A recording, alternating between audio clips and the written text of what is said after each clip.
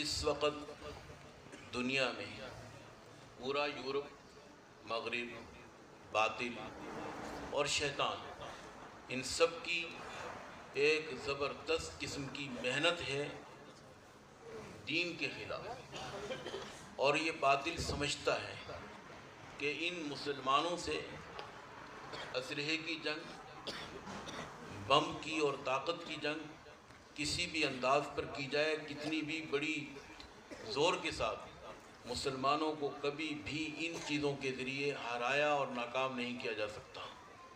یہ مسلمانوں کی تاریخ ہے۔ پھر انہوں نے بیٹھ کر پوری ذہنی طور پر بیٹھ کر انہوں نے کوشش کی اور سوچا کہ بھی آخر کیسے مسلمانوں کو دین سے دور کیا جائے، تو اس کے لیے انہوں نے، میرے عزیز دوستو بزرگوں، بیٹھ کر یہ سوچا کہ مسلمان کو سب سے زیادہ جو ہم پیچھے کر سکتے ہیں وہ ہے مسلمان کا اللہ، اس کے رسول اور اس کی دینی مقدس مقامات سے، مقدس اور محترم اور دینی شخصیات سے، اور اسی طرح دینی تعلیمات سے، دینی اداروں سے، مراکز سے، مساجد سے اس کا کنیکشن ختم کر دیا جائے، ان کے سگنل ہی نہ آئے اور ان کا کنیکشن ختم کر دیا جائے، تو یہ نام کا مسلمان اور دیکھنے کا مسلمان، نسل کے اعتبار سے مسلمان، علاقے کے اعتبار سے مسلمان، ملک کے اعتبار سے مسلمانی اور اسلامی ملک کا یہ باشندہ ہوگا، لیکن جب اس کا اندر سے کنیکشن ٹوٹ جائے گا، نہ اللہ سے رہے گا، نہ نبی سے رہے گا، نہ قرآن سے رہے گا، نہ دین سے رہے گا، نہ مراکز و مساجد مدارس سے رہے گا، تو یہ پھر جو چاہے کرے، لیکن اس کا کوئی وجود نہیں۔ ایک آدمی کے پاس کیسا ہی موبائل ہو، کتنی اس کی مضبوط بیٹری ہو، کتنا طاقتور ہو، لیکن اگر اس کو اس کے سگنل بند کر دیے جائیں، اس کا کنیکشن توڑ دیا جائے، ختم کر دیا جائے، تو پھر وہ جو مرضی کرتا پھرے، اس کو کوئی فائدہ نہیں اس موبائل کا۔ باطل بہت ہوشیار ہے، اس نے اندرون خانہ محنت کر کے مجھے اور آپ کو ان چیزوں سے پیچھے کیا اور کنیکشن ختم کیا۔ تین چیزوں سے میرا آپ کا تعلق ختم کیا۔ نمبر ایک، مقدس مقامات۔ میرے اور آپ کے لیے سب سے بہترین مقدس ایمان کی جگہ، جہاں پر ایمان کو جلا ملتی ہے، ایمان کو نورانیت ملتی ہے، ایمان کو طاقت ملتی ہے، ایمان کو ابھار ملتا ہے، نشو و نما ملتی ہے، وہ دینی اور مقدس مقامات ہیں۔ بیت اللہ اس کا مرکز ہے، اور باقی ساری مسجد، مدارس اور جتنی خانقاہیں ہیں اور تبلیغی مرکز ہیں، یہ سب وہ جگہ ہیں۔ باطل نے محنت کر کے ہمارا اس سے تعلق دور کر دیا۔ میرا آپ کا تعلق دکان سے، میرا آپ کا تعلق بازار سے، میرا آپ کا تعلق اپنے گھر سے، اپنی جائیداد سے، اپنی پراپرٹیوں سے، سب چیزوں سے تو مضبوط ربط ہے، نہیں ہے تو مسجد سے، مدرسے سے، دینی مرکز سے، خانقاہ سے، کسی دینی مقدس مقامات سے ہمارے تعلق کو ختم کیا گیا۔ یہ وہ زبردست قسم کا اس کا حملہ ہے جس سے ہم سب متاثر ہیں۔ دوسرے نمبر پہ معظم، موقر اور دین اسلام کی جو مقدس شخصیات ہیں، جن میں علماء، مشائخ، حفاظ، قراء، دینی مراکز کے اندر مبلغ، یہ جتنے بھی حضرات ہیں، یہ سب وہ چیزیں ہیں جو اسلام کا مرکز ہیں اور جن سے ہمیں اسلام کے ساتھ تعلق ملتا ہے، ان سے دور کیا۔ علماء کے خلاف پروپیگنڈے کرتے کر کے مختلف چیزوں سے علماء سے دور کرنے کی کوشش کی گئی۔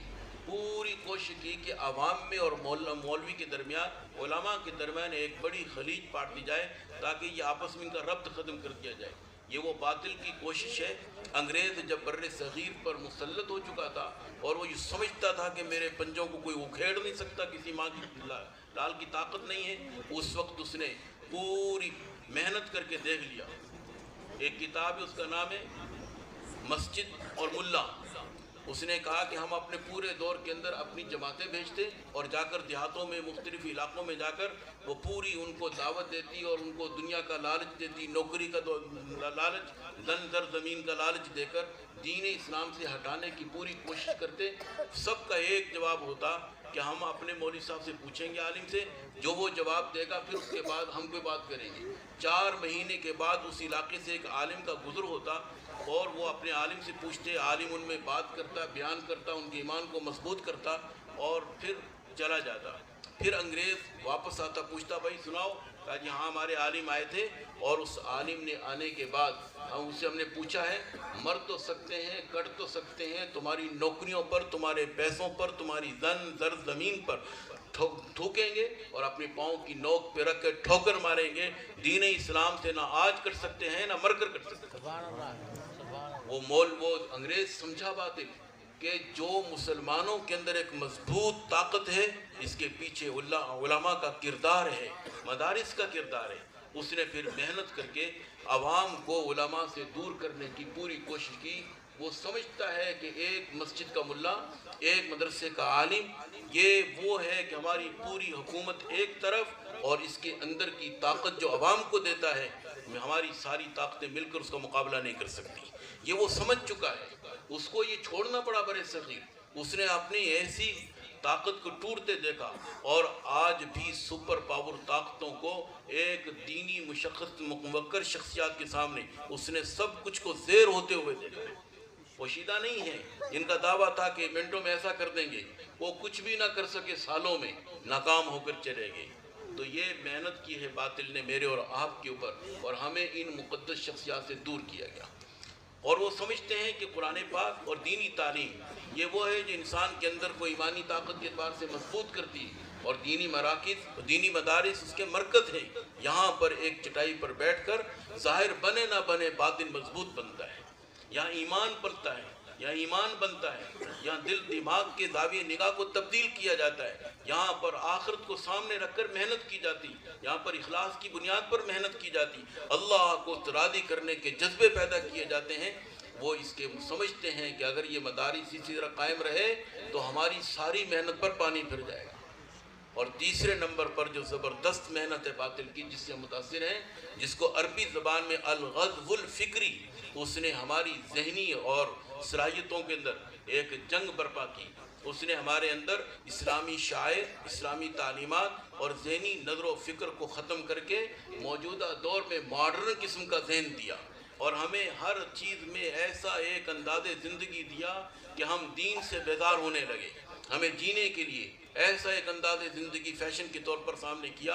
امیر کیا, غریب کیا, اپنا کیا, پرایا کیا, دیندار کیا, سب اس میں لگے ہوئے ہیں اور ماڈرن قسم کا ذہن لے کر چلتے ہیں. یہ معاشرے کے برابر ہو کر جینا چاہیے, ایسی زندگی ہونی چاہیے. زندگی کے دنیا کی زندگی کی طرف ہمیں الجھا دیا, اور آخرت کی اور دین کی جو فکر تھی اس کو کہتے ہیں ذہنی ارتداد, کہ ذہنی طور پر اس کو دین سے دور کر دیا جائے. وقت کم ہونے کی وجہ سے میں تفصیل میں نہیں جاتا. یہ وہ باطل کی محنتیں ہیں جو پوری دنیا میں اس وقت باہر موجود ہیں. میری اور آپ کی نسل متاثر ہے, ہم اس سے متاثر ہیں. دینی اداروں میں الحمدللہ مدارس میں مقدس مقامات کی اہمیت بتائی جاتی ہے, مسجد کا احترام, مدرسے کا احترام بتایا جاتا ہے, علماء کا, حفاظ کا, دیندار حضرات کا وقار, ان کا احترام, ان کا ادب. مدرسوں میں آ کر دیکھیں کہ کیسے ایک طالب علم اپنے استاد کا ادب کرتا ہے, کیسے ایک مدرسے میں پڑھنے والا اپنے دینی طبقے کی اور دیندار کی کیسی عزت کرتا ہے. یہ چیزیں مدرسوں میں ہیں. باہر کے ماحول میں آپ کو تلاش کرنے سے نہیں ملیں گی. باہر عزتیں ملیں گی پیسے والوں کی, باہر زندگی ملے گی ماڈرن قسم کے لوگوں کی, باہر دنیا کی زندگیوں کی آپ کو چیزیں ملیں گی. لیکن مدرسوں میں الحمدللہ اگر مسجد کا احترام, بیت اللہ کا احترام, فلسطین کا احترام, مسجدوں کا احترام, خانقاہوں کا احترام, مراکز کا احترام, الحمدللہ مدارس میں چٹائیوں پر بیٹھنے والوں کے دلوں میں دیکھو کہ مسجد کے لیے اپنی جان کی قربانی لگا دیں. مسجد اقصیٰ کی بات ہو یا حرمین شریفین کی یا مسجدوں کی, الحمدللہ اگر جب کبھی بات آئے گی تو کیونکہ ان کے ذہن میں مدرسے والوں نے دینی مقدس مقامات کی اہمیت بٹھائی اور مقدس شخصیات کا احترام ان کے دل میں بٹھایا, اور ذہنی طور پر ان کو ذہنی ارتداد سے بچایا, اور ان کے دل دماغ کے اندر اسلام کے شاعر کو پیدا کیا ہے اور ان کے دل دماغ میں راسخ کیا ہے. یہ آپ کے سامنے مدرسوں کی محنت ہے.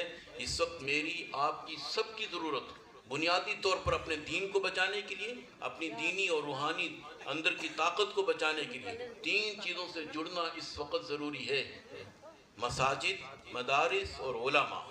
جتنے نبی آئے اللہ کے خلیفہ, اللہ کے نمائندہ, اللہ رب العزت کے سفیر بن کر آئے.